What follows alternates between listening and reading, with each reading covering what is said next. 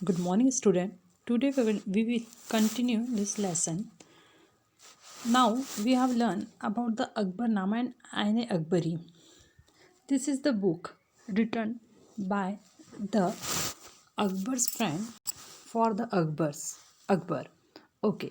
Then अब हम ये लेसन को कंटिन्यू करते हुए अब हम देखेंगे कि अकबरनामा और आईने अकबरी यह एक बुक है जो कि अकबर के खुद के फ्रेंड ने लिखा है।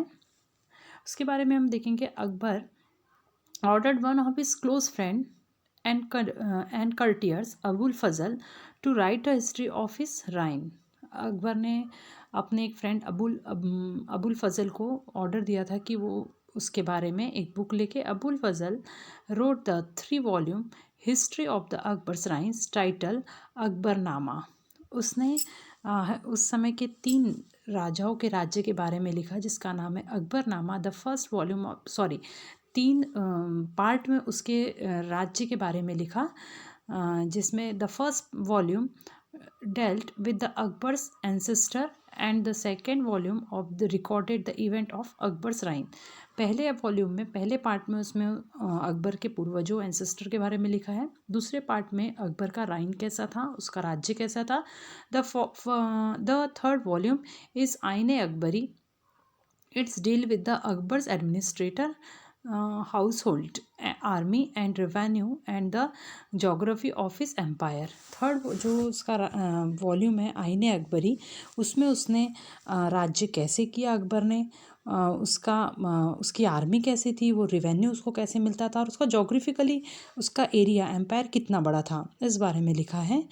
It also provides rich details about the tradition and culture of people living in India। और उसने ये भी बताया कि उस समय लोग कैसे ट्रेडिशन में रहते थे, कैसे कल्चर में रहा करते थे। The most interesting aspect about the Ain-i Akbari is its rich statistically details about things as diverse as crops, yield, prices, wages and revenue। और सबसे ख़ास बात इसमें यह बताई गई है कि इसकी स्टैटिकल डिटेल्स बताई गई है किस चीज़ की। थिंग्स डाइवर्स कैसे कैसे सबके लिए अलग थी। क्रॉप्स, यील्ड्स, प्राइजेस, वेजेस और रेवेन्यू हर जगह अलग अलग कैसे था, उनने कैसे मेंटेन करके रखा था अकबर ने, इस बारे में लिखा हुआ है इस बुक में। मतलब अकबर की आईने अकबरी जो अकबरनामा है वो 3 पार्ट में डिवाइड है, जिसमें फर्स्ट में उसके एंसेस्टर के बारे में, सेकंड में उसके राइन के बारे में और थर्ड में उसके एम्पायर के बारे में, आर्मी के बारे में, उसके एडमिनिस्ट्रेशन के बारे में, इन सब के बारे में दिया हुआ है। अब उसके बाद हम देखते हैं a closer look Akbar's policy. Yes, then the broad feature of administration were laid down by Akbar and were elaborately discussed by Abul Fazl in his book, The Akbarnama, in particular in its last volume, The Ain Akbari। मैंने आपको पहले ही बताया कि अबुल फजल ने जो Akbarnama book लिखी है उसका जो लास्ट पार्ट है आईने अकबरी, उसमें अकबर की पूरी तरह से जानकारी हमें मिलती है। Abul Fazal explain that the empire was divided into provinces called subas. Abul Fazal ने बताया जो एम्पायर थी, पूरा राज्य था, वो अलग अलग पार्ट में बटा था, उसे प्रोविंसेस मतलब राज्य में बटा था, जिसे सूबास बोला जाता था, SUBAS subas. Then govern by the subedar, और उसको कौन गवर्न करता था? सूबेदार। उसके लुक आफ्टर सूबेदार किया करते थे। Who carried out both political and military function, जिनका दोनों पूरी तरह से पॉलिटिकल और मिलिट्री फंक्शन किया करते थे। Etch provinces also had a financial officer और दीवान, और हर प्रोविंसेस में एक ऑफिसर होता था या फिर उसे दीवान बोला जाता था। Okay, next, for the maintenance of peace and order of his provinces the subedar was supported by the other officers such as the military paymaster. Yes, अब ये एडमिनिस्ट्रेशन को मेंटेन करने के लिए सूबेदार अपनी हेल्प के लिए ऑफिसर्स अपॉइंट करते थे, जो ऑफिसर क्या करते थे? मिलिट्री पे मास्टर, जिन्हें बख्शीस बोला जाता था। क्या बोला जाता था? Bakhshi. The minister in charge of religious, देखिए जो मिलिट्री को इंचार्ज होते थे उसे बख्शी बोला जाता था। The minister charge of religious, और कुछ मिनिस्टर होते थे जिन्हें जो रिलीजियस धर्म धर्म में को मेंटेन करके रखते थे। चैरिटेबल पैट्रोनेज मतलब दान और इन सब का काम किया करते थे। उन्हें सदर बोला जाता था, SADR सदर बोला जाता था। मिलिट्री कमांडर्स उसके अलावा होते थे मिलिट्री कमांडर्स जिन्हें फौजदार बोला जाता था। And the town police commanders कोतवाल, और जो टाउन पुलिस एरिया के पुलिस होते थे उन्हें कोतवाल बोला जाता था। देखिए एक बार मैं आपको फिर से बताऊंगी कि जो मतलब सूबेदार को हेल्प करते थे, सपोर्ट करते थे, बहुत से ऑफिसर्स होते थे। उनमें से होते थे पे मास्टर, जो कि मिलिट्री पे मास्टर हुआ करते थे, उन्हें बख्शीश बोला जाता था। The ministry charge of religious and charitable patronage, उन्हें सदर बोला जाता था। मिलिट्री कमांडर्स, उन्हें फौजदार बोला जाता था। एंड टाउन पुलिस, गांव के पुलिस को उन्हें कोतवाल बोला जाता था। Then Akbar nobles commanded large armies and had accesses to large amount of revenue. Akbar की बहुत बड़ी आर्मी हुआ करती थी, इसलिए उन्हें बहुत ज़्यादा पैसे की ज़रूरत होती थी, तो इसीलिए इन लोग रेवेन्यू भी बहुत लिया करते थे। वाइल दे वर लॉयल, बहुत लॉयल हुआ करते थे उनके जो मिनिस्टर्स वगैरह होते थे। The empire function efficiently, but by the end of the 17th century many nobles had build independent network of their own. Their loyalty to the empire were weakened by the own self interest. शुरू में तो ये जो officers थे, जो उसके helper थे, बहुत अच्छे थे, बहुत लॉयल थे, इसलिए एम्पायर बहुत आगे बढ़ा। लेकिन 17th century के एंड तक in their loyalties to the empire were weakened, उनकी जो लॉयल्टी थी, जो उनकी ईमानदारी थी, वो उनके एम्पायर के लिए अब कम होते जा रही थी। देन ओन सेल्फ इंटरेस्ट, अब वो अपने आप को बढ़ाने में, अपने आप को पर्टिकुलर एरिया का हेड बनाने में जुट गए थे। While Akbar was at Fatehpur Sikri during the 1570s, he started discussion on religion with the ulama, Brahmins, Jesuit priests who were Roman Catholics and Zoroastrians. Yes, अब फतेहपुर सीकरी में इन 1570s में उसने अकबर ने क्या शुरू किया था, डिस्कशन ऑन रिलीजियस। वो धर्म के लिए डिस्कस किया करता था। तो वो किस किस को अपने साथ धर्म के लिए बैठाया करता था, the ulama, Brahmans, Jesuit priest और who were Roman Catholics and Zoroastrian, ये भी एक प्रकार के प्रिस्ट हुआ करते थे। इन सबको के साथ बैठ के वो रिलीजियस बातों पे, रिलीजियस धर्म के लिए अच्छी खासी एक डिस्कशन किया करता था। This discussion took place in the इबादत खाना। ये डिस्कशन जो होता था, ये फतेहपुर सीकरी के महल में इबादत खाना में हुआ करता था। He was interested in the religion and social customs of different people. उसे बहुत मज़ा आता था किस चीज़ों में, अलग अलग रिलीजन में, लोगों के सोशल कस्टम में, वो इसलिए उस पर डिस्कस करना बहुत पसंद करता था। Akbar's interaction with people of different faiths made him realise that religious scholars who emphasised rituals and dogma were often bigots. Their teaching created division and disharmony amongst his subject. Akbar ने जब ये डिस्कशन किया तो उसने एक बात पे पहुंचा कि ये जो मतलब डिस्कशन है या फिर ये जो रिलीजियस टीचर्स है, ये क्या कर रहे हैं, ये लोगों में फूट डाल रहे हैं, ये लोगों को डिवाइड कर रहे हैं। ठीक है, वो उसने बताया कि मतलब उसको ये समझ में आई ये बात कि ये teaching created division and disharmony. ये जो टीचिंग है, जो ये मतलब गुरु जो टीचिंग दे रहे हैं, ये समाज में एक डिसहार्मनी क्रिएट कर रहे हैं। Then that their teaching created division and disharmony among his subject. This eventually led Akbar to the idea of sulh-e-kul और यूनिवर्सल पीस। इस डिस्कशन से वो एक बात पे पहुंचा, सुलह-ए-कुल यानी यूनिवर्सल पीस, पूरी दुनिया में शांति हो। This idea of tolerance did not discriminate between people of different religions in his realm. उसने इस आइडिया से ये बताना चाहा कि हम मेरे जो रिल्म में, मेरे जो एरिया में, मेरे अंडर में आने वाले लोग, उन लोगों में क्या होना चाहिए, हार्मनी होना चाहिए, शांति होना चाहिए, वो किसी प्रकार का डिस्क्रिमिनेट नहीं करना चाहिए, उन लोगों में किसी प्रकार का भेदभाव की भावना नहीं होनी चाहिए। Instead it focused on the system of ethics, honesty, justice and peace. उसने सबसे ज़्यादा अगर फोकस दिया तो किस में दिया, ऑनेस्टी, सच्चाई, जस्टिस, जस्टिस यानी क्या बोलना चाहिए, जस्टिस सही न्याय, उसके बाद पीस शांति, इन 3 चीज़ों पे ध्यान देना उनने सही माना। दैट वाज यूनिवर्सल एप्लीकेबल, और उसका ये मानना था ये पूरे यूनिवर्स में एप्लीकेबल होना चाहिए, not only in Akbar's realm. Abul Fazl help Akbar in forming a vision of governance around this idea of sulh kul. Abul फ़ज़ल जो थे उन्होंने अकबर को बहुत हेल्प किया इस चीज़ के लिए, ये जो उन्हें यूनिवर्सल पीस जो सुलह कुल है उसके लिए अबुल फ़ज़ल ने उनकी बहुत हेल्प किया उनके गवर्नेंस के लिए।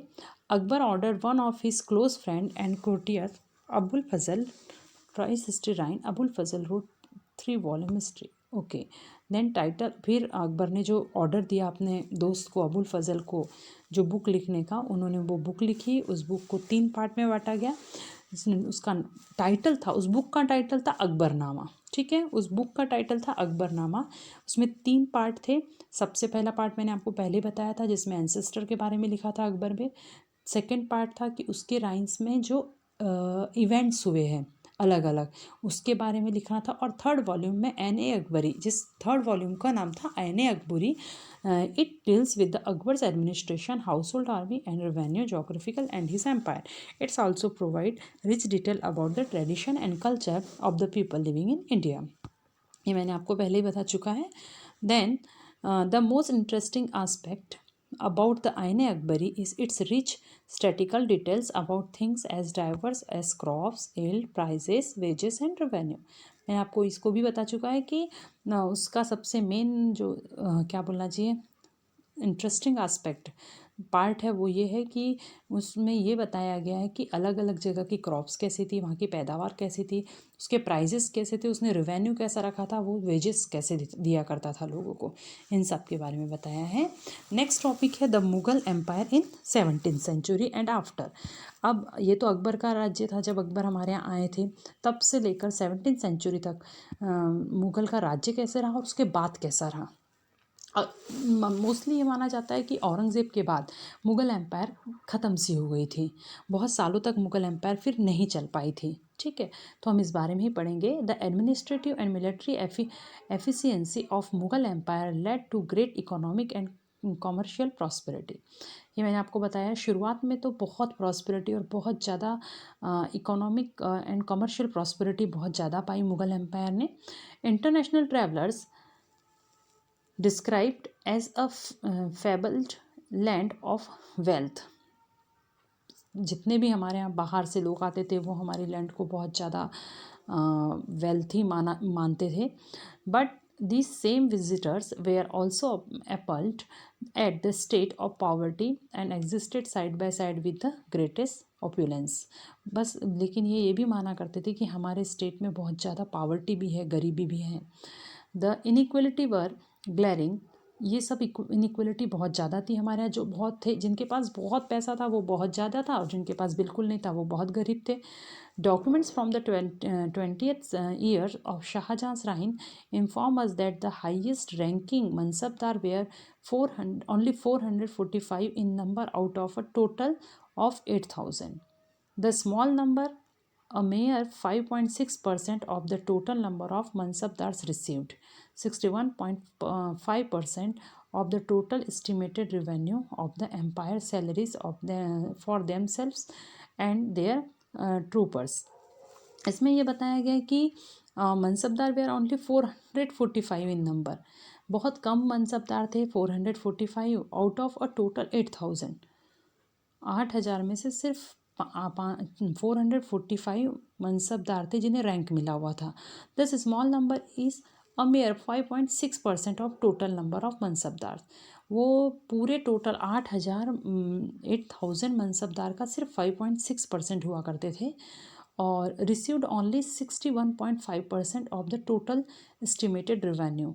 उनको जो रेवेन्यू उन लोग कलेक्ट करते थे उसमें से सिर्फ 61.5% ही total estimated empire salaries for themselves and their troopers, उनको उनके लिए और उनके ट्रूपर्स मतलब सैनिकों के लिए सिर्फ 61.5% में मिला करता था, जिससे उन्हें अपना और अपने मतलब सैनिकों का पूरों का लुक आफ्टर करना पड़ता था।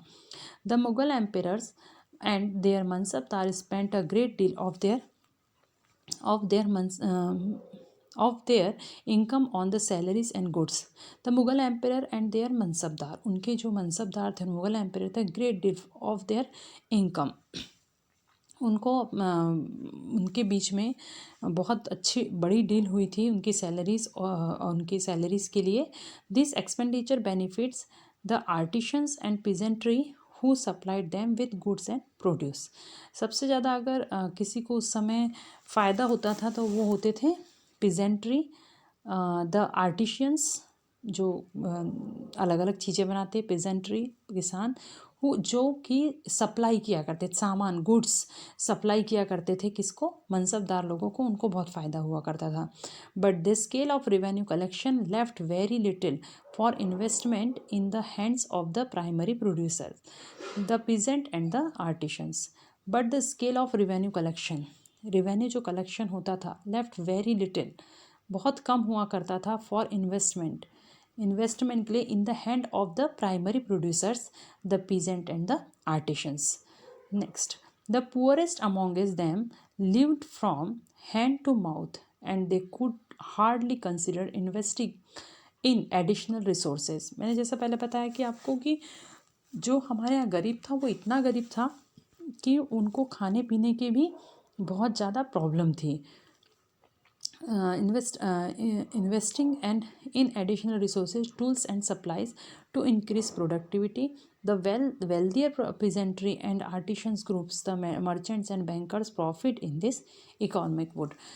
क्या होता था, देखिए जैसे पीजेंट होते थे, एक होता था जो अपने खेतों में पैदावार करता है, ठीक है, दूसरा होता था वही पीजेंट उस चीज़ को सप्लाई करता था राजा तक, मनसबदार तक। तो जो पैदावार करता था वो बेचारा इतना गरीब था कि क्योंकि जो मीडिएटर वाला पीजेंट था वो उसको जितना पैसा देता था वो उसमें मान जाता था, और ये जो मीडिएटर जो जाके गुड सप्लाई किया करता था इनको, वो इतना ज़्यादा पैसा कमाता था कि वो बहुत रईस था। तो जो इन्हीं के ग्रुप में कई पीजेंट और आर्टिशंस इतने पैसे वाले थे और कई पीजेंट और आर्टिशन बिल्कुल भी पैसे वाले नहीं थे। Then the enormous wealth and resources commanded by the Mughal elite made them extremely powerful group of people in the late 17th century. बहुत ज़्यादा वेल्थ और रिसोर्सेज कमांडेड बाय मुगल, जो मुगल्स को कमांड करते थे, मुगल्स के क्या बोलना चाहिए, हैंड्स हुआ करते थे, वो इतने ज़्यादा पावरफुल हो गए कि लास्ट 17th सेंचुरी की तरफ उन्होंने अपने आप को बहुत ज़्यादा इस्टेब्लिश कर लिया।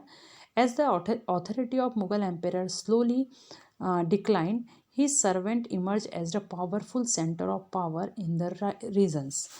अब जो मुग़ल अथॉरिटी के एम्पेरर स्लोली डिक्लाइन, अब ये जो राजा थे, एम्पेरर राजा, ये अब डिक्लाइन होने लगे, कम होने लगे, नीचे आने लगे। उनके जो सर्वेंट थे emerge as powerful centre of power in the regions. अब जो ये इनके सर्वेंट थे ये पावरफुल बन गए, ये उस रीजन के, उस एरिया के बहुत ज़्यादा पावरफुल हो गए। They constituted new dynasty and held command of provinces like Hyderabad and Awadh. अब इन्होंने अपनी खुद की डायनेस्टी बना ली, अपने आप को एक अलग डायनेस्टी का राजा बना लिया, जैसा कि हैदराबाद और अवध में देखा गया। Although they continue to recognise the Mughal emperor in Delhi as their master, by the 18th century the provinces of the empire had consolidated their independent political identities. फिर क्या हुआ, हालांकि वो उनके अंडर में है ऐसा दिखाते थे, दिल्ली जो है वहाँ पर उनका मास्टर बैठा, ऐसा करते थे, मास्टर है मतलब ऐसा दिखाया करते थे कि जो दिल्ली में राजा बैठा है हम उनके अंडर में ही हैं। बाय द 18th century तक the provinces of the empire had consolidated their independent political identities. और उसके बाद ये जो धीरे धीरे इन लोगों ने अपने आप को उस पर्टिकुलर एरिया का राजा बना लिया और सिर्फ ये शो किया करते थे कि हाँ 18th सेंचुरी तक ऐसा हुआ कि इन लोगों ने सिर्फ शो किया कि इनका जो हेड है वो दिल्ली में बैठा है, लेकिन ये उनकी कोई भी बात नहीं माना करते थे। Now we will read more about them in chapter 10। अब हम चैप्टर 10 में इसके बारे में पढ़ेंगे। देन एक इसमें टॉपिक और दिया है kings and queens. There were several great